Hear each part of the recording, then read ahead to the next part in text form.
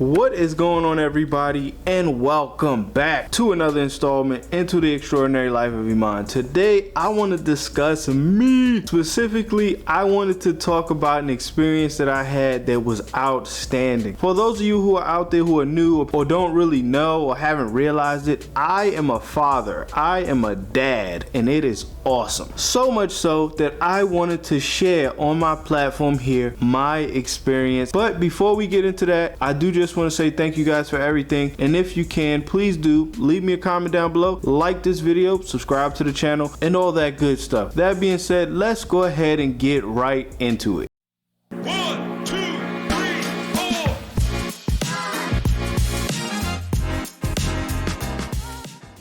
4. So the story itself is actually quite simple.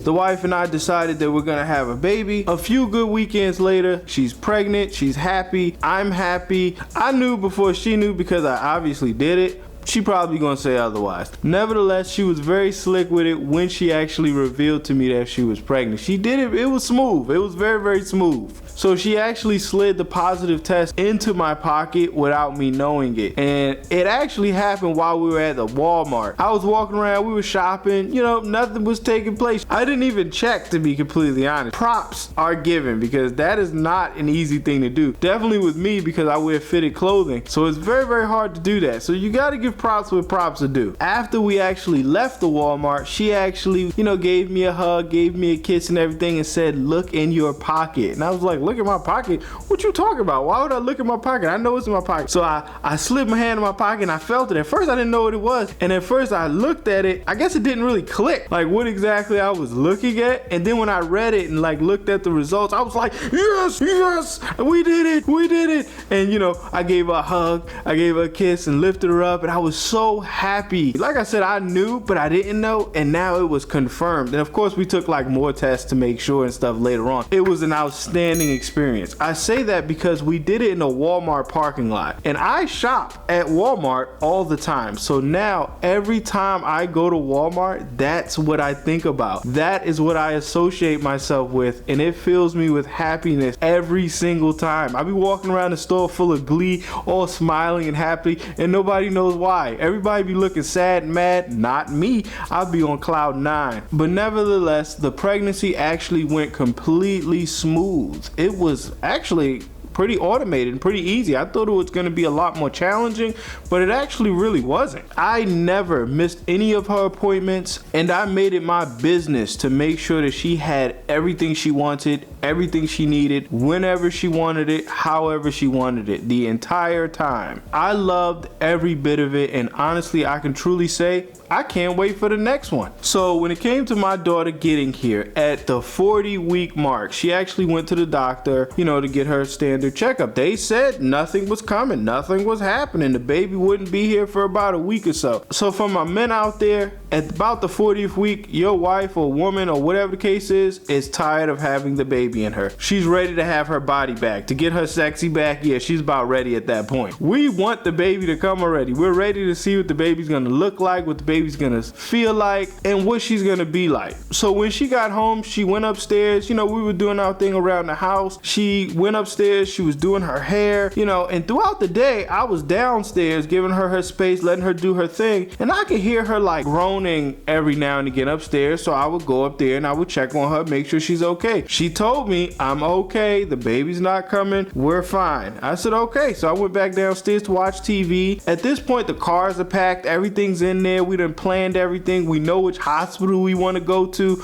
We picked a very good hospital. Unfortunately, that did not work itself out. It just didn't. It was hilarious. So I went up there again to make sure she was okay, and then she's like, "Well, I need your help. I need to finish my hair." And I was like, "What do you mean? Why? What's the whole?" She said, "Because the baby's coming. I need to finish my hair. I do not want my child to come into this world, and I have messed up hair. So help me fix this." At this point, we basically was arguing. I'm like, "What are you talking about? Let's go. Let's get out of here. We got to go to the hospital." She's like, "No, just help me with my hair. I don't want to have jacked up hair." And I'm like, no, I'm not helping you with your hair. I'm not gonna help you with your hair. So we compromised. I put a scarf on her. She looked good. We rolled out. Guys, we did not make it to our hospital. We picked out a fancy hospital, somewhere nice we could go. It was great. No, we went to the hospital that was the closest to us. Now, I will say this was a very good experience. These people knew exactly what to do. It was outstanding.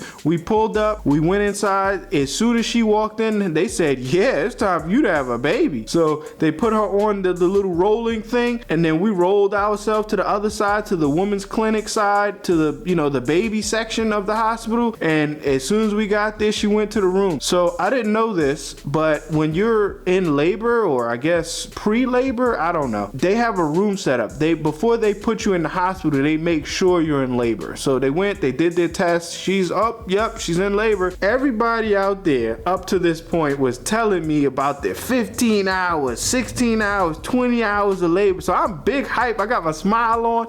I'm ready. I got my snacks. I got my Netflix. I'm ready to go at this hospital. We about to move in. We about to turn up. Y'all, the baby was here in 4 minutes. So once they confirmed that she was in labor with the baby, we went to move her to the delivery room, right? Yeah, no, we didn't even make it to the room and the baby was coming. The water broke right there in the room. 3 minutes later, the baby was there. We were trying to roll her down the hallway to get her to the delivery room. Listen, the baby was coming right then and there. She said it. She was like, the baby's coming. So we got to the room and we're trying to lift her up onto the other bed. She was on half of the bed, like she was in between. It looked crazy. It looked absolutely crazy. And she's just yelling, and it was a lot going on. But I will say, it was about 6 nurses in there and 2 doctors. They knew what they were doing. So for me, I was impressed. I really was. I'm not really doing anything at this point because, side note, I was given specific instructions not to say anything in the delivery room. So I didn't say anything. I just sat there, let them do their thing. Now, I also would like to put out there, I wasn't at the head. I was at the feet. I wanted to see what was going on. I was in the trenches. I was ready to go. It was really, really cool. 3 minutes. The baby just came out like it wasn't nothing, to be honest. It didn't look like it was a lot. It didn't look like it was a lot of work. So I got to cut the cord. I got to see my baby. I got to hold my baby, and it was outstanding. It was so awesome. I thought it was going to be more of a traumatic thing, for the body, but I was looking at the wife and she was okay. She was fine. The baby was happy. She was happy. She was tired. She was definitely tired. Honestly, it wasn't too bad. Also take into account that I'm a man saying this, so it's probably way worse than what it looked like. But for me, from my perspective, it didn't look like it was too bad.